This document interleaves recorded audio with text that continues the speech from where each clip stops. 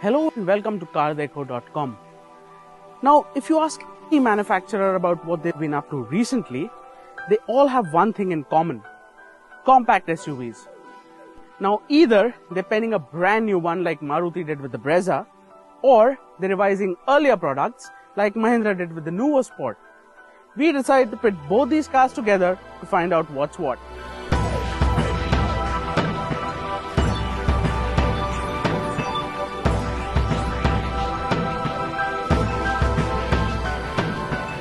Now, while both of these are compact SUVs competing in the same segment, when it comes to design, they're as different as chalk and cheese.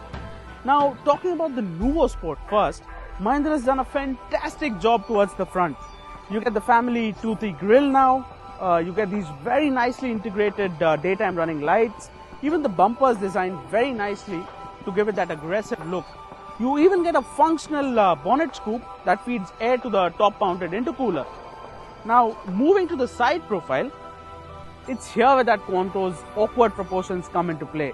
Now, Mahindra's tried really hard to cover that up by adding some nicely designed 16-inch alloy wheels and some side cladding as well. But then that awkward silhouette is something very difficult to hide. At the rear, there's not much difference compared to the earlier car. But you do get smoked out tail lights along with a tailgate mounted spare wheel, which does make it look like an SUV. Now, moving on to the Brezza, in comparison to the Nuvosport or even the Ecosport for that matter, it's quite a conventional looking car.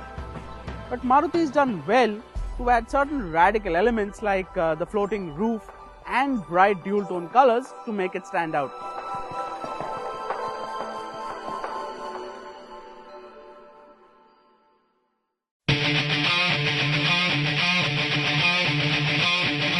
The moment you get inside the Brezza, you realize how car-like it is.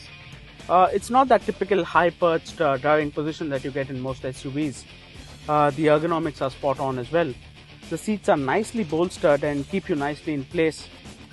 Quality of materials on the dash is quite good as well. You get this nicely textured layer on the dash. You get aluminium inserts. There's plenty of storage as well. You get two glove boxes, one at the top, one at the bottom. And you get two bottle holders right here, and you've got plenty of pockets as well. Now, the Brezza also comes loaded to the gills. The top spec ZDi variant that we're driving right now gets automatic climate control, this touchscreen music system, a chilled glove box, and a funky looking instrument cluster that changes color. Let's have a look at the rear bench now. Now, we're here in the back seat with the driver's seat adjusted according to my height. And as you can see, we have plenty of legroom, and headroom isn't an issue either. We don't think it's as wide as most SUVs, but you still can cram in 3 people with these. That shouldn't be a problem. The only thing that the Brezza misses out on are rear aircon vents, which we think was necessary in this segment. Other than that, you also get this tow hook that you can put your bag on, which is a very nice practical touch from Maruti. Now, compared to the Vitara Brezza, you really need to climb into the Nuvosport. That's thanks to the car's highest stunts. But once inside the car, the seats are pretty comfortable. It's not as well bolstered as the Brezza, but nevertheless, still a comfortable place to be in. You get armrests for both the seats, the passenger and the co-passenger. You get plenty of storage places. You've got 2 cup holders there, plenty of storage pockets.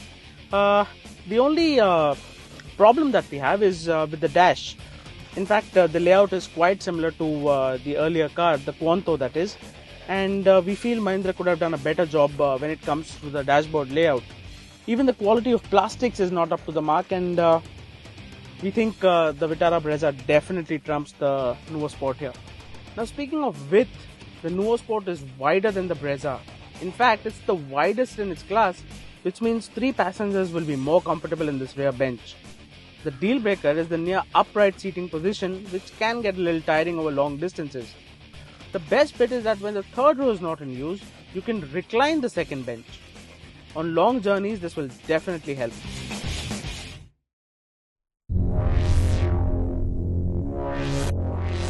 Now the Nuvosport is powered by the same 1.5 litre 3-cylinder M-Hawk engine that also powers the TUV300. It makes 100 bhp and 240 Nm of torque, which is the highest in its segment. Performance, as expected, is pretty decent around town. Drivability is good, refinement levels are quite decent as well. The only problem that we have is with the gearbox. Now this car comes equipped with an AMT transmission. Of course you get a 5-speed manual as well, but we're not too impressed with the AMT. Like most AMTs, it makes the car quite jerky, and there's quite a bit of lag as well. But as long as you can put it into manual and not hurry it up too much, it does a decent job.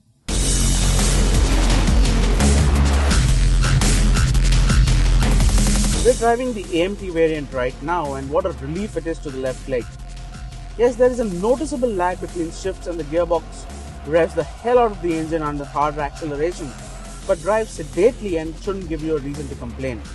The 240 Nm of torque kicks in nice and early at around 1600 RPM, which makes it very easy to drive within the city. Now talking about ride quality, the Nuvosport comes with 205/65 profile tires as against the Brezza's 205/60. Now that extra bit of profile definitely adds a bit of cushioning. Apart from that, the ride quality on the Nuvo is quite good. It's like any other Mahindra.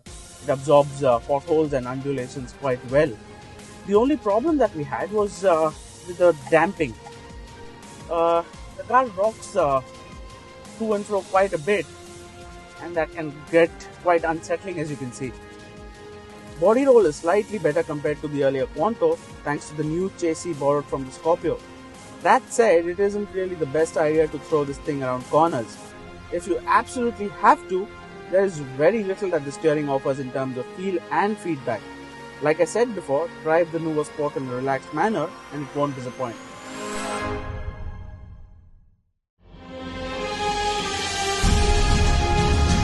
Now getting into the Brezza, it's powered by the same multi-Ferris 1.3 litre DDi engine that puts out 90 PS of power and 200 Nm of torque. What is surprising is how well it's tuned in the Brezza. Yes, it does have the engine's characteristic turbo lag under 2000 RPM, but keep it on the boil and the Brezza can be surprisingly fun to drive.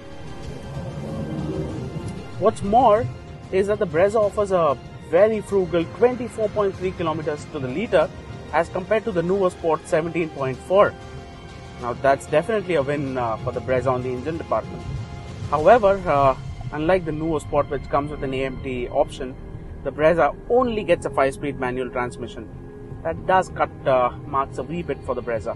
Now talking about the ride and handling, the Brezza feels just like a compact hatchback.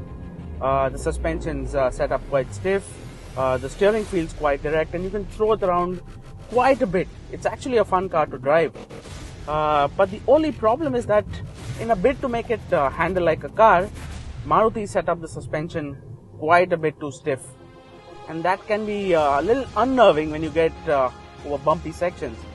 This is where the Nuvosport's more absorbent ride quality comes into the picture. It feels slightly better damped compared to the very stiffly sprung Brezza.